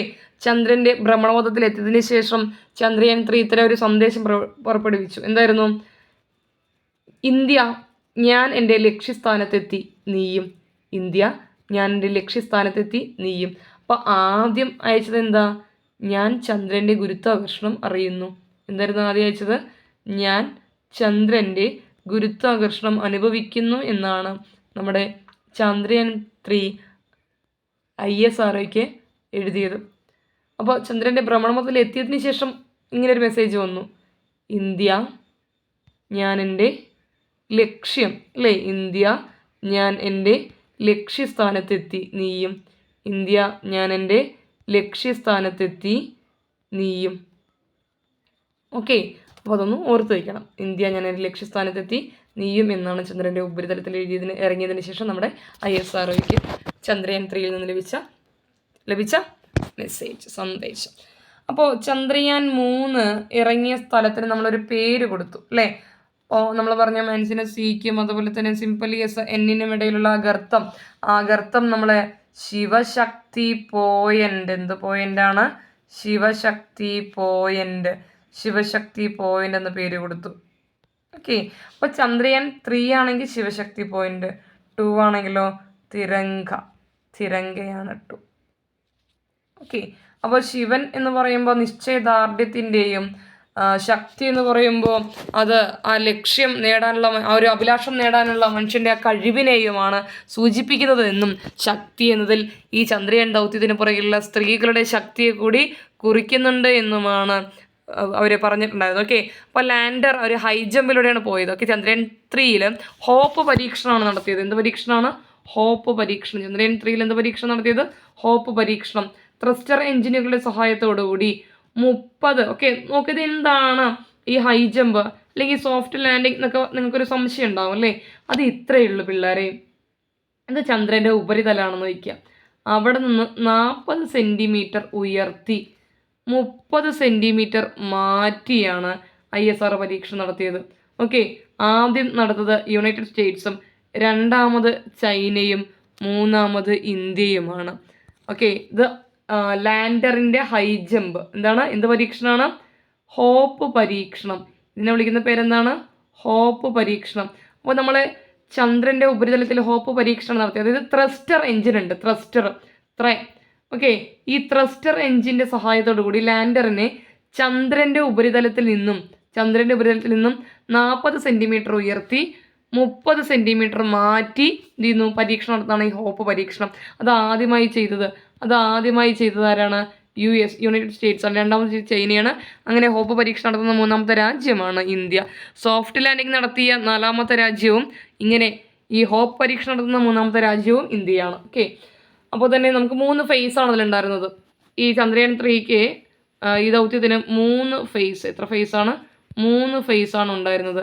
അതിൽ ഒന്നാമത്തെ ഫേസാണ് എർത്ത് സെൻട്രിക് പോയിന്റ്. എന്താണ്? Earth centric point. ഓക്കെ. പിന്നെ എന്താണ്? Lunar transfer point. Okay, lunar transfer point. Okay. 3ാമത്തെ പോയിന്റ് ആയിരുന്നു moon centric phase. Moon centric. അപ്പോൾ 3 point. 1 earth centric phase, 2 lunar transfer phase, 3 moon centric. അപ്പോൾ earth centric, lunar transfer, moon centric. അങ്ങനെ 3 പോയിന്റാണ് നമ്മുടെ ചന്ദ്രയാൻ ഉണ്ടായിരുന്നത്. അതിനാകെ 3900 കിലോഗ്രാം ആയിരുന്നു. അതിൽ ശരിക്കും പറഞ്ഞാൽ 3 മൊഡ്യൂളാണ്. ഓക്കെ. അതിൽ പ്രൊപ്പൻഷ്യൽ മൊഡ്യൂൾ ഉണ്ടായിരുന്നു, ലാൻഡർ മൊഡ്യൂൾ ഉണ്ടായിരുന്നു, പിന്നെ അതിൽ റോവർ ഉണ്ടായിരുന്നു. ഓക്കെ. പ്രൊപ്പൻഷ്യൽ മൊഡ്യൂൾ ഉണ്ടായിരുന്നു, റോവർ ഉണ്ടായിരുന്നു, അതുപോലെ തന്നെ അതിൻ്റെ ലാൻഡർ മൊഡ്യൂൾ ഉണ്ടായിരുന്നു. ഓക്കെ. 2 മൊഡ്യൂൾ കോൺഫിഗറേഷനാണ് ശരിക്കും ചന്ദ്രയാൻ 3. അതായത് മൊഡ്യൂൾ 2 മൊഡ്യൂളാണ് കറക്റ്റ് ഉണ്ടായിരുന്നത്. ഒന്ന് പ്രൊപ്പൽഷൻ മൊഡ്യൂൾ ഉണ്ടായിരുന്നു, അതുപോലെ തന്നെ ലാൻഡർ മൊഡ്യൂൾ ഉണ്ടായിരുന്നു. ഈ ലാൻഡറിൻ്റെ അകത്ത് തന്നെയാണ് ആരുണ്ടായിരുന്നത്? റോവർ. അപ്പോൾ 2 മൊഡ്യൂളാണ്, പ്രൊപ്പൽഷൻ മൊഡ്യൂളും ലാൻഡർ മൊഡ്യൂളാണ് ഉണ്ടായിരുന്നത്. ഓക്കെ. ഇതിൽ ലാൻഡറും റോവറും മാത്രമേ എവിടെ ഇറങ്ങുള്ളൂ? ചന്ദ്രൻ്റെ ഉപരിതലത്തിൽ. ഓക്കെ. ലാൻഡറും റോവറും മാത്രമേ എവിടെ ഇറങ്ങുള്ളൂ? ചന്ദ്രൻ്റെ ഉപരിതലത്തിൽ. ലാൻഡറും റോവറും മാത്രമേ എവിടെ ഇറങ്ങുള്ളൂ? ചന്ദ്രൻ്റെ ഉപരിതലം. അതായത് പ്രൊപ്പൻഷ്യൽ മൊഡ്യൂള് ഭ്രമണപഥത്തിൽ നിൽക്കും. പ്രൊപ്പൻഷ്യൽ മൊഡ്യൂൾ എവിടെ നിൽക്കും? ഭ്രമണപഥത്തിൽ നിൽക്കും. നമ്മുടെ ലാൻഡർ മൊഡ്യൂൾ, അതായത് ലാൻഡറും റോവറും അടങ്ങുന്നത് മാത്രമേ എവിടെ ഉണ്ടാവുള്ളൂ? നമ്മുടെ ചന്ദ്രൻ്റെ ഉപരിതലത്തിൽ ഇറങ്ങുകയുള്ളൂ. ഓക്കെ. അതായത് വിക്ഷേപണ വാഹനത്തിൽ നിന്ന് വേർപെടുന്നത് മുതൽ ചന്ദ്രൻ്റെ 100 കിലോമീറ്റർ അകലെ വരെയാണ് എന്ത്? Propulsion module. ഓക്കെ. ചന്ദ്രൻ്റെ 100 കിലോമീറ്റർ അകലെ വരെയാണ് എന്ത്? Propulsion module. അപ്പോൾ എന്താണ് ഈ ലാൻഡർ മൊഡ്യൂൾ? നമ്മുടെ ലാൻഡറിൻ്റെ പേരെന്താ? വിക്രം എന്നല്ലേ? ലാൻഡർ മൊഡ്യൂൾ എന്ന് പറഞ്ഞാൽ അതിൽ ഏതൊക്കെ വരിക? ലാൻഡറുണ്ട്, റോവറുണ്ട്. ഈ ലാൻഡറിൻ്റെ പര്യവേഷണ കാലം 14 ഭൗമദിനമാണ്. ലാൻഡറിൻ്റെ ഭൗമ ദിനം എത്രയാണെന്ന് ചോദിച്ചാൽ അത് 14ആണ്. പര്യവേഷണം. ഓക്കെ. പര്യവേഷണ കാലം എത്രയാണ് ലാൻഡറിൻ്റെ? 14. ആകെ അതിന് 1752 കിലോഗ്രാം ആണ്. അതിൽ 26 എന്താണ്? 26 കിലോഗ്രാം എന്തിനാ?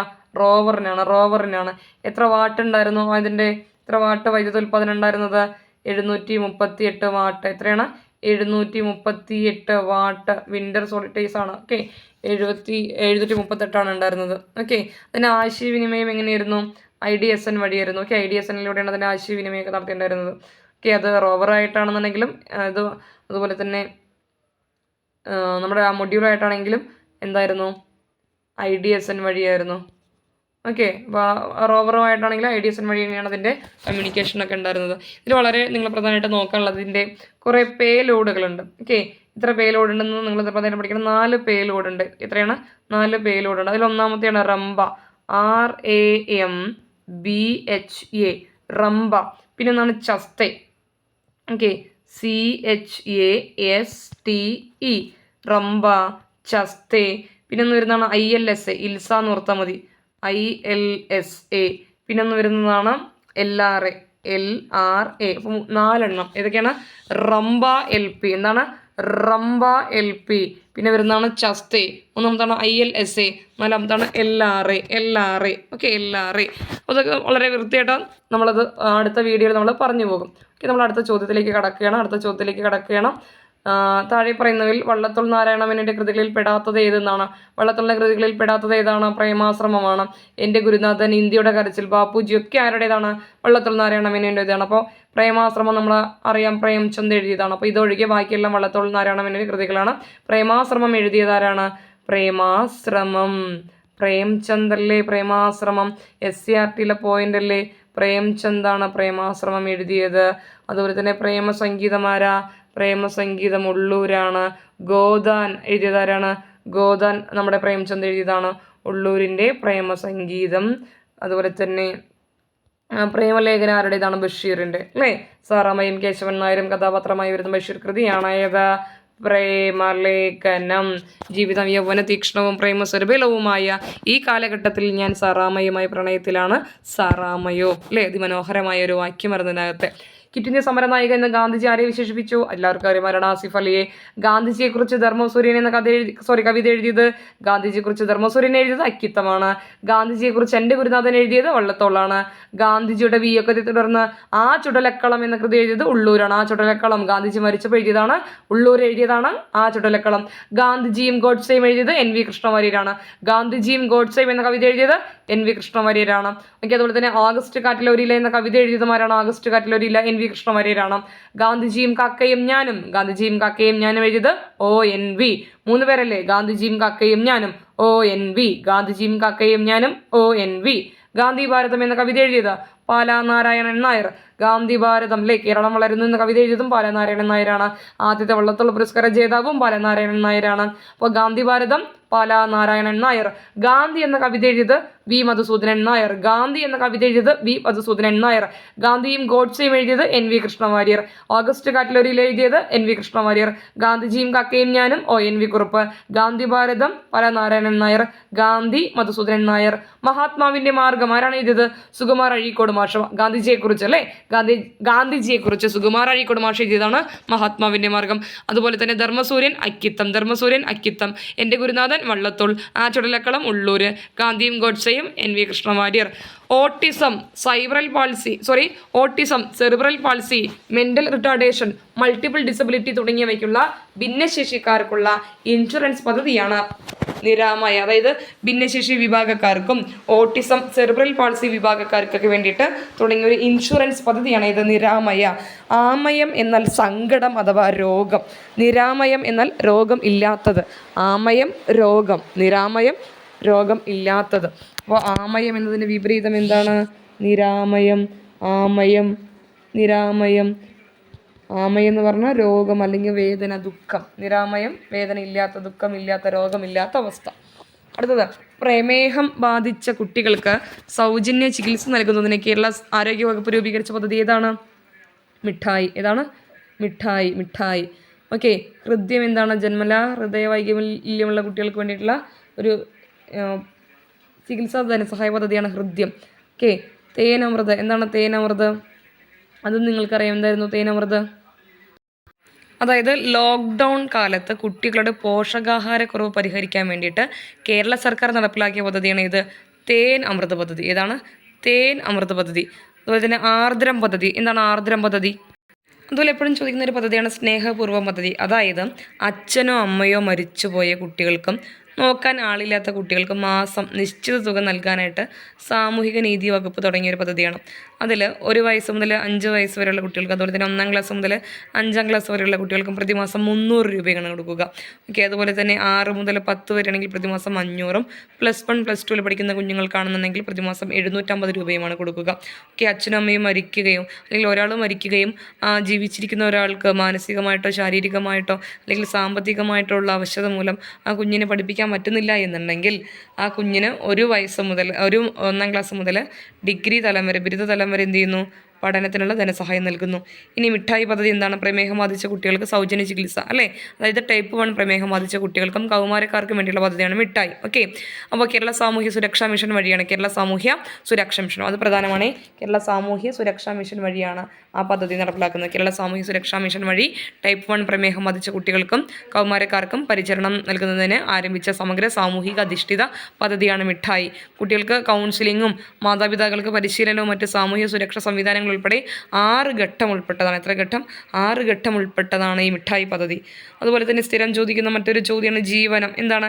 എന്തെങ്കിലും ഒരു കുറ്റകൃത്യത്തിൽ മരണപ്പെട്ടവരുടെ ആശ്രിതർക്ക് അല്ലെങ്കിൽ പരിക്ക് പറ്റിയവർക്ക് കേരള സർക്കാർ ആരംഭിച്ചൊരു സ്വയം തൊഴിൽ പദ്ധതിയാണ് ജീവനം. എന്തെങ്കിലും ഒരു കുറ്റകൃത്യത്തിൽ മരണപ്പെട്ട അവരുടെ ആശ്രിതരായ വ്യക്തികളുണ്ടാവും അല്ലേ, അല്ലെങ്കിൽ അവർക്ക് പരുക്ക് പറ്റിയവർക്കായിട്ട് കേരള സർക്കാർ ആരംഭിച്ചൊരു സ്വയം തൊഴിൽ പദ്ധതിയാണ് ഏത്? ജീവനം പദ്ധതി. എന്ത് പദ്ധതിയാണ്? ജീവനം പദ്ധതി. ജീവനം, അവർക്ക് ജീവിക്കണമല്ലോ. അടുത്തത് വിവാഹമോചിതരായ സ്ത്രീകളോ അല്ലെങ്കിൽ വിധവകളോ അവിവാഹിതരായ അമ്മമാരോ ഒക്കെ ഏതെങ്കിലും പിന്നാക്കാവസ്ഥയിൽ നിൽക്കുകയാണെന്നുണ്ടെങ്കിൽ അവർക്ക് വേണ്ടിയിട്ട് കേരള സർക്കാർ ആരംഭിച്ച ഒരു സ്വയം തൊഴിൽ പദ്ധതിയാണ് ശരണ്യ. സ്വയം തൊഴിൽ പദ്ധതി. എന്താണ്? സ്വയം തൊഴിൽ പദ്ധതിയാണ് ഏത്? ശരണ്യ.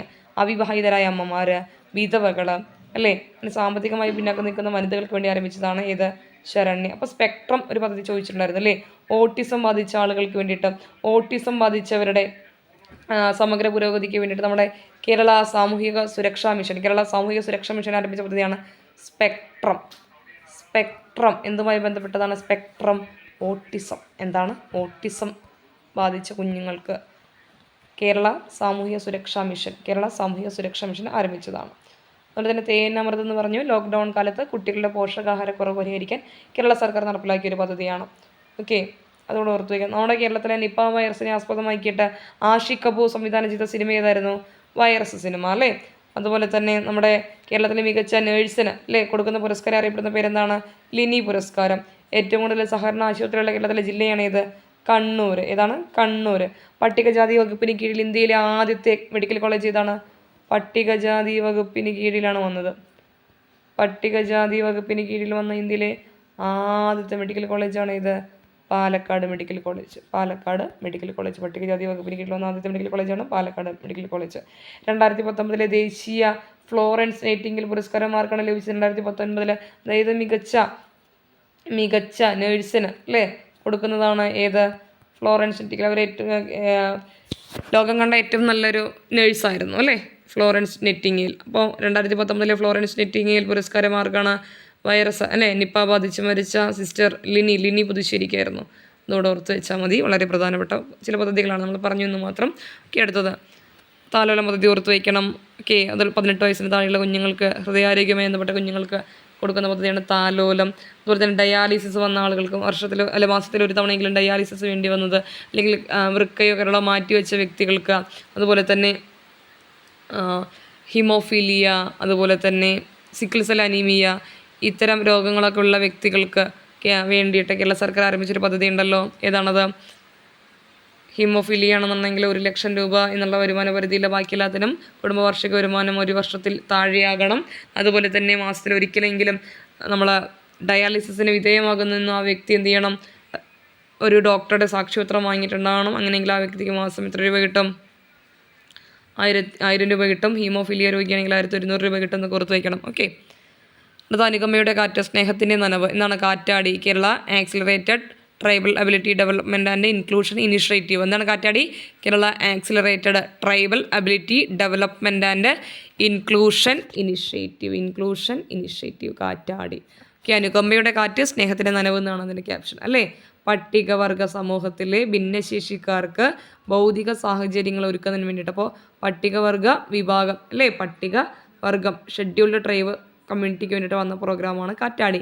പട്ടികവർഗ സമൂഹത്തിലെ ഭിന്നശേഷിക്കാർക്ക് ഭൗതിക സൗകര്യങ്ങൾ ഒരുക്കുന്നതിനായി ആവിഷ്കരിക്കുന്ന പുതിയ പദ്ധതിയാണ് ഇത്? കാറ്റാടി. ഏതാണ്? കാറ്റാടി. ഓക്കെ, അതിൽ തന്നെ ഏറ്റവും പ്രധാനപ്പെട്ട ഒരു പോയിന്റ്, ഇന്ത്യയിൽ തന്നെ ആദ്യമായിട്ട് ഭിന്നശേഷി കുഞ്ഞുങ്ങൾക്ക് വേണ്ടി നടത്തുന്ന ഒരു കലോത്സവം. ഓക്കെ, ഭിന്നശേഷി വിഭാഗക്കാർക്ക് വേണ്ടി നടത്തുന്ന ആദ്യത്തെ ദേശീയ കലോത്സവമാണ് സമ്മോഹൻ. എന്താ പേര്? ഭിന്നശേഷി വിഭാഗക്കാർക്ക് വേണ്ടി നടത്തുന്ന ഇന്ത്യയിലെ തന്നെ ആദ്യത്തെ ദേശീയ ഭിന്നശേഷി കലോത്സവമാണ് സമ്മോഹൻ. ഓക്കെ, 2023 ആദ്യമായി സമ്മോഹൻ നടന്നത് എവിടെ വെച്ചിട്ടാണ്? തിരുവനന്തപുരം ജില്ലയിൽ വെച്ചിട്ടാണ്. എവിടെ വെച്ചിട്ടാണ്? തിരുവനന്തപുരം ജില്ലയിൽ വെച്ചിട്ടാണ്. സമ്മോഹൻ 2023 തിരുവനന്തപുരം ജില്ലയിൽ വെച്ചിട്ടായിരുന്നു. യൂണിയൻ സാമൂഹിക നീതി ശാക്തീകരണ വകുപ്പും അതായത് കേന്ദ്ര സാമൂഹിക നീതി ശാക്തീകരണ വകുപ്പും സംസ്ഥാന സാമൂഹിക നീതി വകുപ്പും ചേർന്നൊരുക്കിയ ആദ്യ ദേശീയ ഭിന്നശേഷി കലോത്സവമാണ് സമ്മോഹൻ. 2023 സമ്മോഹൻ നടന്നത് തിരുവനന്തപുരത്ത് വെച്ചിട്ടാണ്. ലോകാരോഗ്യ സംഘടന ഭിന്നശേഷി മേഖലയിൽ നടപ്പാക്കുന്ന ടാപ്പ് പദ്ധതി ദേശീയ തലത്തിൽ നടപ്പാക്കുന്ന എവിടെയാണ്? ടാപ്പ് പദ്ധതി ദേശീയ തലത്തിൽ നടപ്പാക്കുന്നത് ആളൂരിലാണ്. നിപ്മർ അല്ലേ, ആളൂരിലെ നിപ്മറിലാണ്. നോക്കുക, ടാപ്പ് എന്ന് പറഞ്ഞാൽ ട്രെയിനിങ് ഇൻ അസിസ്റ്റീവ് പ്രൊഡക്റ്റ് ആണ് ടാപ്പ് എന്ന് പറയുന്നത്. ഓക്കെ, നിപ്മർ സ്ഥിതി ചെയ്യുന്ന ആളൂർ പഞ്ചായത്തിൽ എവിടെയാണ്? നിപ്മർ സ്ഥിതി ചെയ്യുന്ന ആളൂർ പഞ്ചായത്തിലാണ് ഈ ടാപ്പിൻ്റെ പൈലറ്റ് പദ്ധതി, അതായത് ആദ്യമായിട്ട് നടപ്പിലാക്കുന്നതാണ് ടാപ്പിൻ്റെ പൈലറ്റ് പദ്ധതി അവിടെ നടപ്പിലാക്കുന്നത് ആളൂർ പഞ്ചായത്തിലെ നിപ്മറിലാണ്. ഓക്കെ. അതുപോലെ തന്നെ ജ്ഞാനപീഠം, എഴുത്തച്ഛൻ പുരസ്കാരം, വള്ളത്തോൾ പുരസ്കാരം എന്നിവ നേടിയ ആദ്യ വ്യക്തി, 3 ലഭിച്ച ആദ്യത്തെ വ്യക്തിയാണ് തകഴിയുടെ ചലച്ചിത്രമാക്കിയ ആദ്യത്തെ നോവൽ ചോദിച്ചാൽ അത് 2 ഇടം കഴിയാണ് 1948. അതിനുശേഷമാണ് ഏത് വരുന്നത്? അതിനുശേഷമാണ് ചെമ്മീൻ വരുന്നത്. പക്ഷേ ചെമ്മീൻ സിനിമയുടെ തിരക്കഥ എഴുതിയതാരാണ്? SL പുരം സദാനന്ദനാണ്. ചെമ്മീൻ്റെ തിരക്കഥ എഴുതിയതാരാണ്? SL പുരം സദാനന്ദനാണ്. സംവിധാനം ചെയ്തതാരാണ്? രാമു കരിയട്ടാണ് അല്ലേ. അതിൻ്റെ തിരക്കഥ എഴുതിയത് SL പുരം സദാനന്ദൻ, തിരക്കഥ അദ്ദേഹമാണെങ്കിലും മൂലകഥ ആരാണ്? തകഴിയാണ്. തകഴിയുടെ ഏറ്റവും വലിയ കൃതി ഏതാണ്? കയറാണ്. 250 വർഷത്തെ കുട്ടനാടിൻ്റെ ചരിത്രം പറയുന്ന കൃതിയാണ് കയർ. ഓക്കെ. അതുപോലെ തന്നെ ലോകത്തിലെ ഏറ്റവും അധികം ഭാഷകളിലേക്ക് വിവർത്തനം ചെയ്യപ്പെട്ട മലയാള നോവൽ ഏതാണ്? ചെമ്മീനാണ്. ഏറ്റവും വലിയ നോവൽ അവകാശികൾ എഴുതിയത് ആരാണ്? MK മേനോനാണ്. വിലാസിനി എന്നത് തൂലിക നാമമാണ്. MK മേനോനാണ്. ശരിയായ പേര് മൂർഖത്ത് കൃഷ്ണൻകുട്ടി മേനോൻ എന്ന വിലാസിനി ആണ് മലയാളത്തിലെ ഏറ്റവും വലിയ, മലയാളത്തിൽ നിന്നല്ല ഇന്ത്യൻ ഭാഷകളിൽ എഴുതപ്പെട്ടതിൽ വെച്ചാൽ ഏറ്റവും വലിയ നോവലായി അവകാശികൾ എഴുതിയത്. നമ്മുടെ ഏറ്റവും വലിയ 2ാമത്തെ മലയാള നോവലാണ് ഇത് കയർ. അത് എഴുതിയതാരാണ്? തകഴിയാണ്. 2023 37ാമത് ദേശീയ ഗെയിംസിൽ ഏറ്റവും കൂടുതൽ മെഡൽ നേടുന്ന സംസ്ഥാനം. 2023 എത്രാമത് ദേശീയ ഗെയിംസ് ആയിരുന്നു? നാഷണൽ ഗെയിംസ് ആയിരുന്നു 37ാമതിൽ. അതിൽ ഏറ്റവും കൂടുതൽ മെഡൽ ആർക്കാണ്? മഹാരാഷ്ട്രയ്ക്കാണ്. 37ാമത് ദേശീയ ഗെയിംസിൽ കേരളത്തിൻ്റെ സ്ഥാനം 5ാം സ്ഥാനമാണ്. അപ്പോൾ കേരളത്തിന് ഏഷ്യാഡിൽ 4, ഇന്ത്യക്ക് ഏഷ്യാഡിൽ 4, കേരളത്തിൽ നാഷണൽ ഗെയിംസിൽ 5. അപ്പോൾ 36 സ്വർണ്ണം ഉൾപ്പെടെ ആകെ 87 മെഡൽ നേടിയിട്ടാണ് നമ്മുടെ കേരളം ദേശീയ ഗെയിംസിൽ, നാഷണൽ ഗെയിംസിൽ എത്രാം സ്ഥാനത്തെത്തിയത്? 5ാം സ്ഥാനത്തെത്തിയത്. അപ്പോൾ ഒന്നുകൂടെ ഓർക്കണം, ഏഷ്യൻ ഗെയിംസ് 19ാമത് ഏഷ്യൻ ഗെയിംസ് 2023 നടന്നു. ചൈനയിൽ ഹാങ്ഷോയിൽ വെച്ച് ഇന്ത്യക്ക് 107 മെഡലായിരുന്നു. 4ാം സ്ഥാനത്താണ്. ഇന്ത്യ ആദ്യമായിട്ടാണ് 3 അക്കം തികയ്ക്കുന്നത് അല്ലേ. 3 അക്കത്തിന് മുന്നിൽ ആദ്യമായിട്ടാണ് ഇന്ത്യക്ക് വരുന്നത്. അങ്ങനെ 4ാം സ്ഥാനത്തേക്ക് ഇന്ത്യ മാറുകയാണ്. മെഡൽ സ്ഥാനത്തിലാണ് 4ാം സ്ഥാനം. 107 മെഡൽ, 28 സ്വർണം, 38 വെള്ളി, 41 വെങ്കലം. നമ്മുടെ ദേശീയ ഗെയിംസിൽ മികച്ച പുരുഷ താരമാരാണ്? ശ്രീഹരി നടരാജനാണ്. കർണാടകയിലെ നീന്തൽ താരമായ ശ്രീഹരി നടരാജനാണ് നമ്മുടെ ദേശീയ ഗെയിംസിൽ മികച്ച പുരുഷ താരം എന്ന് പറയുന്നത്. അപ്പോൾ നാഷണൽ ഗെയിംസിലെ മികച്ച പുരുഷ താരമാരാണ്? ശ്രീഹരി നടരാജന്. ഏത് വിഭാഗം? നീന്തൽ. എവിടത്തുകാരനാ? കർണാടകക്കാരനാണ്. ഓക്കെ. മികച്ച വനിതാ താരങ്ങൾ സംയുക്ത പ്രസനും പ്രണതി നായകം. ഓക്കെ. മികച്ച വനിതാ താരങ്ങളായിരിക്കുകയാണ് സംയുക്ത പ്രസനും പ്രണതി നായകം. ജിംനാസ്റ്റിക്സിലെ മത്സരാർത്ഥികളായിരുന്നു. ഓക്കെ. ജിംനാസ്റ്റിക്സിലെ വിഭാഗക്കാരാണ് സംയുക്ത പ്രസനും പ്രണതി നായിക്. ഇവരാണ് മികച്ച വനിതാ താരങ്ങൾ. ഓക്കെ. 37ാമത് ദേശീയ ഗെയിംസ് 2023 ആരാണ്? സംയുക്ത പ്രസൻ, പ്രണതി നായക് മികച്ച വനിതാ താരമാണെങ്കിൽ ശ്രീഹരി നടരാജൻ മികച്ച പുരുഷ താരമാണ്. ഓക്കെ. 37ാമത് ഗെയിംസ് എവിടെ നടന്നത്? നാഷണൽ ഗെയിംസ് 37ാമത് എവിടെ നടന്നത്? ഗോവയിലാണ്. ഓക്കെ. 37ാമത് ദേശീയ ഗെയിംസ് നടന്നത്, നാഷണൽ ഗെയിംസ് 37ാമത് നടന്നത് ഗോവയിലാണ്. ഭാഗ്യചിഹ്നം മോഗയാണ്. നോക്കിക്കേ, മോഗ നിൽക്കുന്നത് കണ്ട ഒരു പശുക്കുട്ടി അല്ലേ. മോഗയാണ്. 2023 ഗോവയിൽ വെച്ചിട്ടാണ് 37ാമത് നാഷണൽ ഗെയിംസ് നടന്നത്. അവരുടെ ഒഫീഷ്യൽ മസ്കോട്ടാണ് ഇത് മോഗ. ഓക്കെ. നാഷണൽ ഗെയിംസ് 2023 ഗോവയിൽ വെച്ചിട്ടാണ്. ഗോവ. ഓക്കെ. അപ്പോൾ നമ്മുടെ കേരളത്തിന് 5ാം സ്ഥാനമാണെന്ന് പറഞ്ഞു അല്ലേ. മഹാരാഷ്ട്രയ്ക്ക് എത്രാം സ്ഥാനം? 1ാം സ്ഥാനമാണ്. മഹാരാഷ്ട്ര 228 പോയിൻ്റാണ് നേടിയത് അല്ലേ. 80 സ്വർണം, 69 വെള്ളി, 79 വെങ്കലം. 2ാം സ്ഥാനത്ത് സർവീസസ്, 3ാം സ്ഥാനത്ത് ഹരിയാന, 4ാം സ്ഥാനത്ത് മധ്യപ്രദേശ്, 5ാം സ്ഥാനം കേരളം. 36 സ്വർണവും 24 വെള്ളിയും 27 വെങ്കലവും അടക്കം 87 മെഡലാണ് നമ്മുടെ കേരളത്തിന്. 87. കേരളം 5ാം സ്ഥാനത്താണ്. ഓക്കെ. അപ്പോൾ 2024 ജൂലൈ മാസത്തിൽ ചോദിച്ച വളരെ പ്രധാനപ്പെട്ട ചില ചോദ്യപേപ്പറിൻ്റെ കണക്റ്റിംഗ് പോയിൻ്റാണ് നമ്മൾ പറഞ്ഞത്. കൂടുതൽ ചോദ്യങ്ങളും ഉത്തരങ്ങളുമായി വീണ്ടും കാണാം. നന്ദി, നമസ്കാരം.